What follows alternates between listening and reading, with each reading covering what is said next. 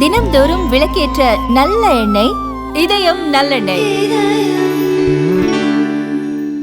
எதிர்க்கட்சித் தலைவர் ராகுல் காந்தி எழுப்பிய வாக்கு திருட்டு குற்றச்சாட்டு குறித்து தேர்தல் ஆணையம் விசாரணைக்கு உத்தரவிட்டிருக்க வேண்டும் என்று முன்னாள் தேர்தல் ஆணையர் SY குரேசி தெரிவித்துள்ளார்.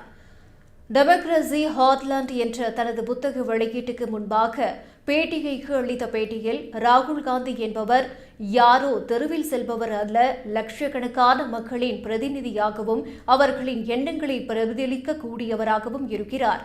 குறிப்பாக மக்களவையின் எதிர்க்கட்சித் தலைவராக உள்ள ராகுல் காந்தியின் வாக்கு திருட்டு குற்றச்சாட்டு குறித்து தேர்தல் ஆணையம் விசாரணைக்கு உத்தரவிட்டிருக்க வேண்டுமே தவிர அடுத்த 7 நாட்களுக்குள் பிரமாண பத்திரத்தை தாக்கல் செய்ய வேண்டும், அப்படி இல்லை என்றால் நாட்டு மக்களிடம் மன்னிப்பு கேட்க வேண்டும் என்று தெரிவித்ததை ஏற்றுக்கொள்ள முடியாது. வாக்கு திருட்டு குறித்து தேர்தல் ஆணையம் விசாரணைக்கு உத்தரவிடாமல் இருந்ததால் உண்மையை வெளியில் கொண்டு வரும் வாய்ப்பை தேர்தல் ஆணையம் இழந்துவிட்டது. தேர்தல் ஆணையம் நேர்மையாகவும் நியாயமாகவும் செயல்படுகிறது என்பதை மக்கள் உணர வேண்டும். பீகாரில் நடைபெற்ற சிறப்பு தீவிர திருத்தத்தை தேர்தல் ஆணையம் சரியாக கையாளவில்லை.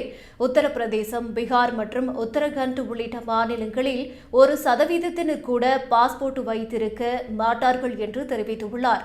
மேலும் சிறப்பு தீவிர திருத்தத்தை மேற்கொள்ள தேர்தல் ஆணையம் கேட்டுள்ள 11 ஆவணங்கள் மக்களுக்கு பெரும் சிரமத்தை ஏற்படுத்தியுள்ளது என்றும் உச்சநீதிமன்றத்தின் அழுத்தத்தால் தான் ஆதார் அட்டையை அடையாள சான்றாக தேர்தல் ஆணையம் ஏற்றுக்கொண்டது என்று SY குரேசி கூறினார். இவர் காங்கிரஸ் ஆட்சி காலத்தில் தேர்தல் ஆணையராக இருந்தவர்.